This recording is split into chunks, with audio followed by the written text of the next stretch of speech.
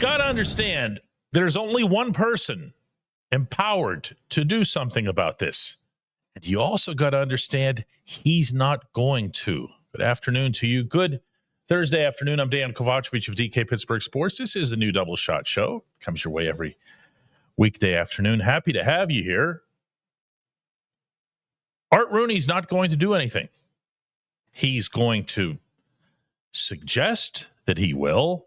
He's going to speak in stronger terms than he has in the past. And I say that because I've been in these January media sessions with him. And each year, his volume gets turned up a little bit. And when I say a little bit, I mean it's starting from a really low volume. He doesn't speak very loudly. It's going to go this year from, 2.4 to let's say 2.7. And that's on the Spinal Tap 11 scale, okay? And you're barely going to be able to hear him, but he's going to say something a little bit stronger. You remember a couple of years ago it was, we need to run the ball. We need to run the ball. And then they go and they draft Najee Harris. And then it's, we need to do this, or we need to get this done. And it's never about what the actual problems are. And the reason for that is I don't think he delves into them. That's not to say he doesn't know the organization or that he's dispassionate or that he's disengaged. He's not any of those things. He's around all the time. This is one of the most present owners in all of sports. And that doesn't just go for games. I'm talking about every practice, everything. But that's different than saying, you know what? My head coach isn't getting results.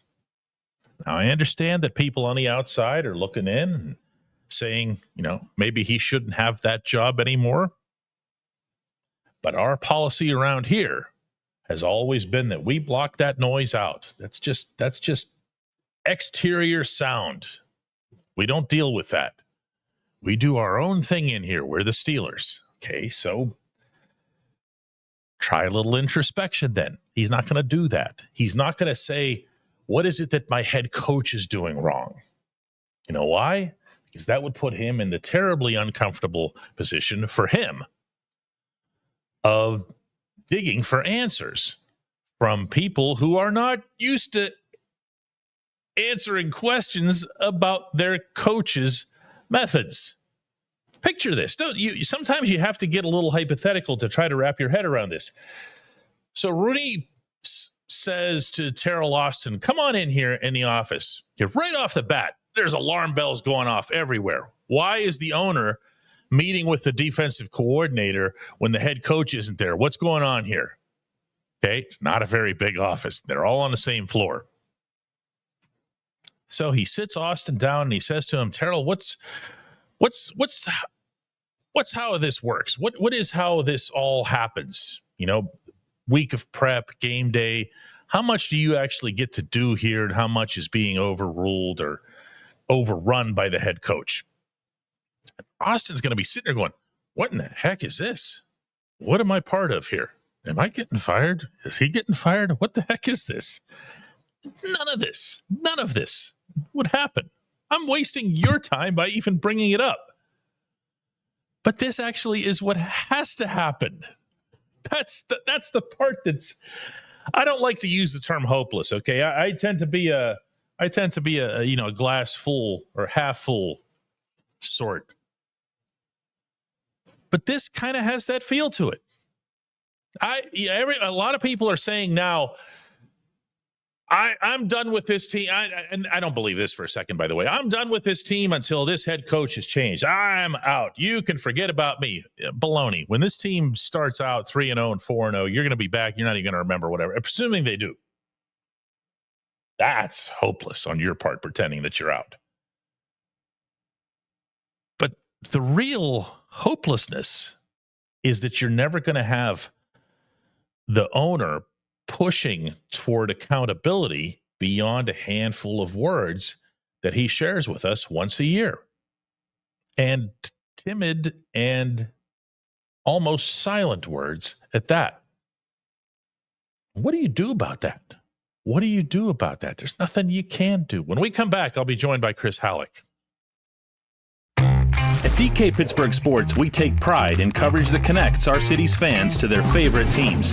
Now, that connection's stronger than ever. Introducing our all-new state-of-the-art app.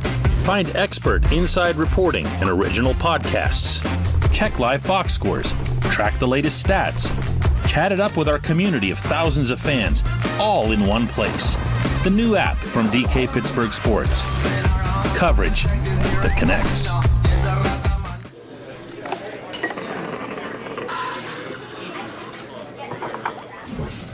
Joined now, as promised, by Chris Halleck.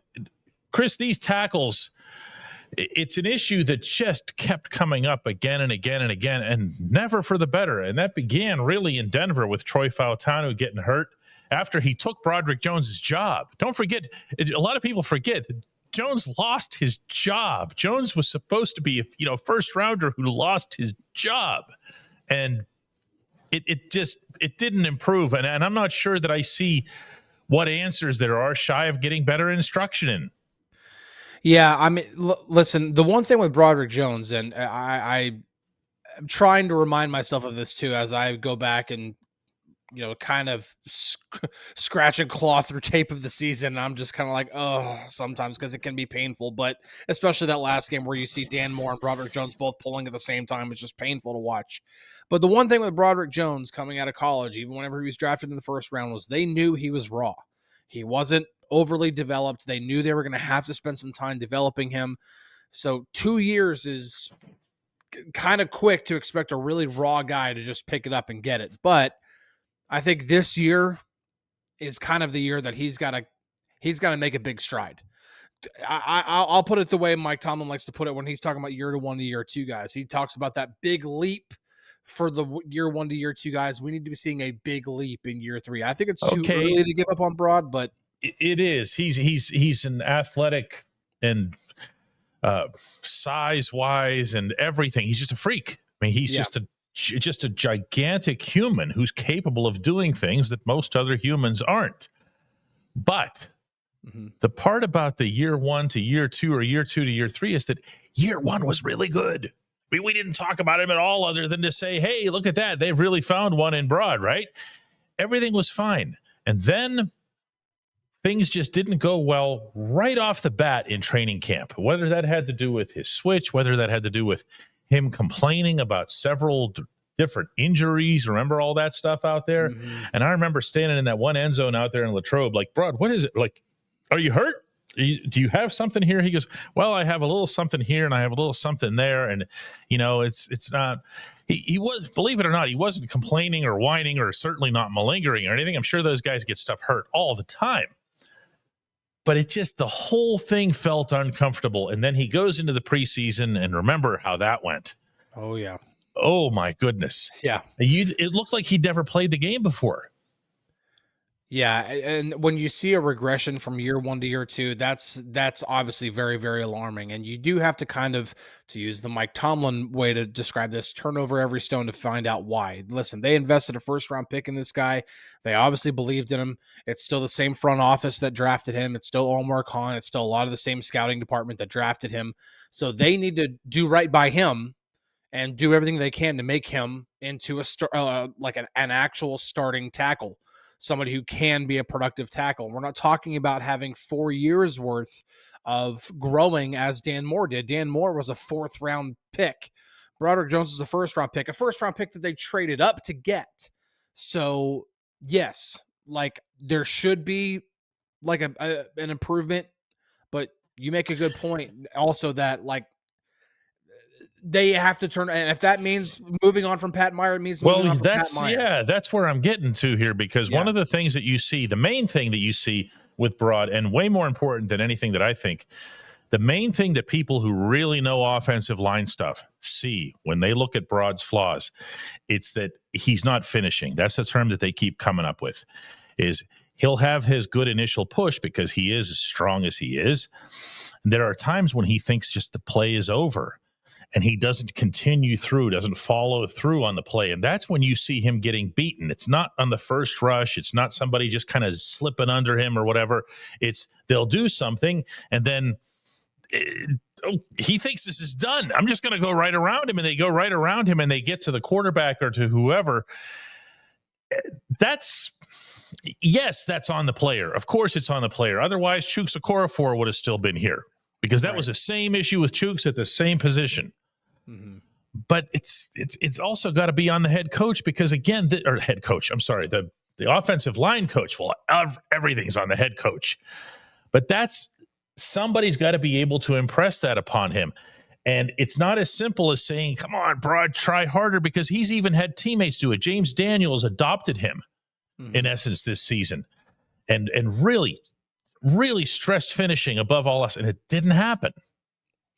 Well, and if we talk about change, and Mike Tomlin said there's going to be change on a lot of levels, if they do move on from Pat Meyer, that would be a major change, because he is not one of the Steelers assistants who those assistants typically sign 2-year deals.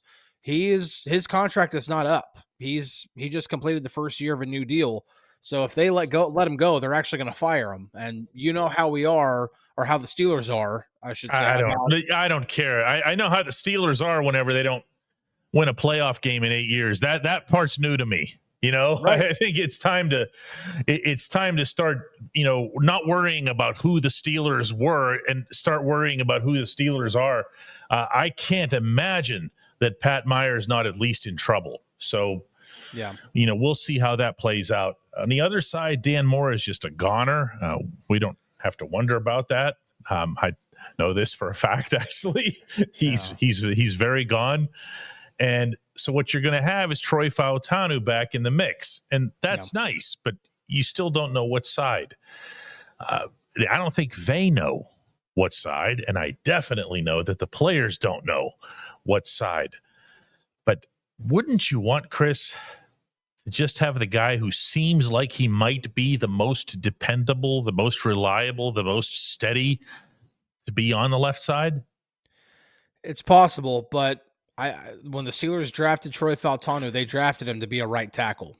And last year, said the same stuff about Broderick. They drafted him to be a left tackle, and he's done nothing but right. So right, but I would think, based off of everything that's been said, and Omar can clear this up whenever he addresses reporters at the Combine at the end of February, because he's been saying that they drafted Broderick Jones to be a left tackle for them. Maybe they were just waiting for Dan Moore to finish out the rest of his contract. Maybe they wanted him to move to left tackle this past year, but his play in training camp didn't lend them to want to bench Dan Moore in favor of Broderick. So I think the plan right now would be Broderick on the left side and Troy on the right side. But after the way Broderick played in year 2, you're right. You have to be skeptical about him possibly moving at all. And plus, at this point, do you just go ahead and make the permanent switch over to the left tackle, or do you wonder if that's going to do too much, because he's all this flip-flopping that he did in year 1, and then that was a big conversation at the beginning of training camp last summer too, is he going to play right side? Is he going to play left side? He played both during practice. To me, you got to find. I think they're going to stick with what they drafted Broderick Jones to be. But whatever. Go ahead, Chris. We'll find out definitely whenever Omar talks at the Combine. Well, whatever happens, whether it's Arthur Smith stays or goes, whether it's Pat Meyer stays or goes, the one thing that is the purvey of the head coach in this scenario is that all of this has to get a whole lot simpler. You have to understand that you've got a young offensive line. You're going to have a young offensive line next year, no matter who's on it, because Zach Frazier will still only be in his second season. Mason McCormick, presuming he's your choice at right guard, is going to be in his second season. Fautanu is really going to be in his first, if you think about it. Yeah. And Brod's pretty much starting from scratch. Simplify things. Whatever it is that you're doing, if you're going to do, the wide zone blocking scheme and everything else that Arthur wants to do, if he's still here, then just simplify it. Make it the most basic me against you scheme that exists anywhere, and let the natural talent that got these guys drafted take over. In other words, do what you should have done with Kevin Dotson. Okay? When the first time you saw Dotson filling in for Matt Filer and knocking a guy 10 yards downfield, don't sit there and think about how clever you can be. Just tell Dotson, that thing that you did, where you knocked the guy 10 yards downfield, do that, KD. Get that done. Because that's all KD's done since then. Yeah, he really got into a great situation with the Rams, because not only because Sean McVay is just a great offensive coach, but also Sean McVay changed his system. He went from that wide zone stuff that was working a few years ago to going more gap schemes, running straight at defenses and allowing his offensive linemen to just, if there's a guy, good old, if you're covered up by somebody, that's the dude you're getting, and you're just going to try to knock him back as far as you can, pretty much. What a concept. I know. So, and they love it too, by the way. These linemen love it. You give them that assignment, they're the happiest people on earth. Yeah. It's the easiest thing to do. They don't have to overthink things. If you're covered up, that's your guy. If you're not covered up, you get the guy on the second level. It's usually pretty easy. Just like that. When we come back, J1Q.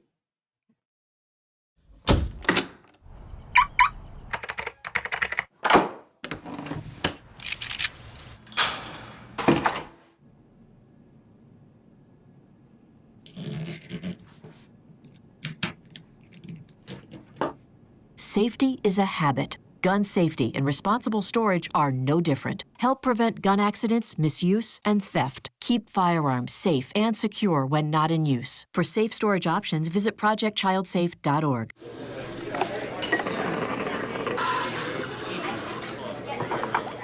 Time now for J1Q, which stands for just one question. And for that, we go to Greg Mitrick right here in the city. Hey, DK. When it comes to Art Rooney, when and where does the accountability come from?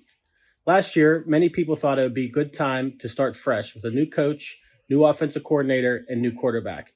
Instead, Mike Tomlin was signed to a 3-year, $16 million per year contract extension. If Mike Tomlin's to blame for the product on the field, isn't Art Rooney to blame for being too loyal and setting this new standard? You do not hear many folks locally or nationally talking about him specifically. But all accountability starts at the top, right? Oh, always in any company. And that's why I had the whole spiel that I did today. I don't think you can just say, hey, we're gonna wash our hands or take a good shower and get a good night of sleep and come on back and hunker down and make it all better. No. And I'm going to keep saying this, but that's part of what I found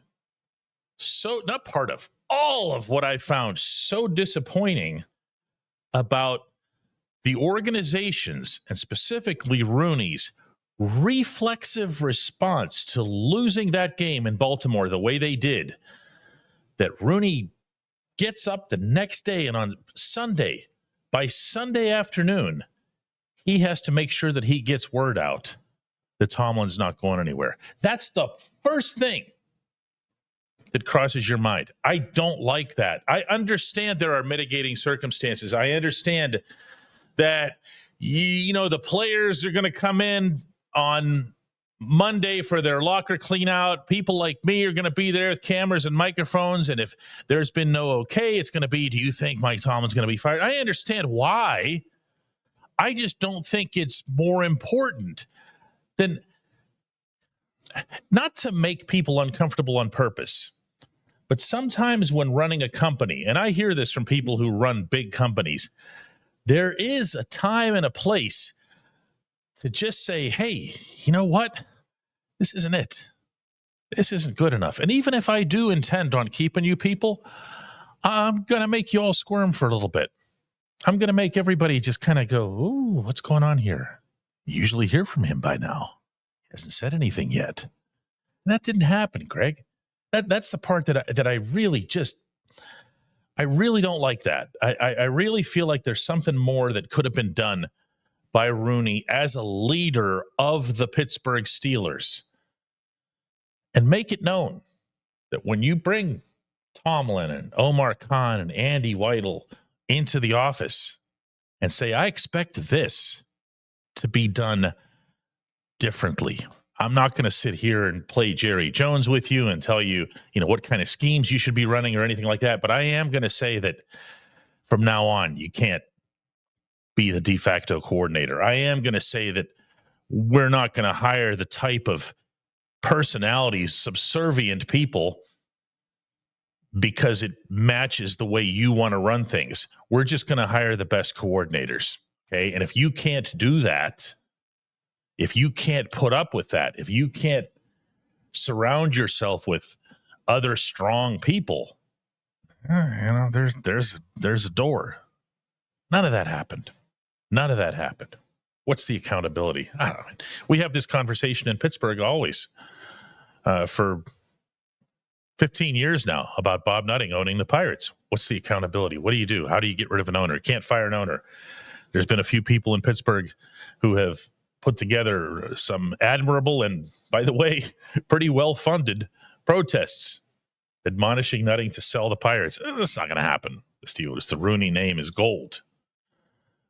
But that's as close as you come to accountability. That's it. And I don't think it's going to go anywhere. I really don't think anything's going to change. I hate to keep saying that. I hate that. But I just don't. I'm sorry. I appreciate the question, Greg. I appreciate everybody checking out Double Shot today. We'll be back with another one tomorrow.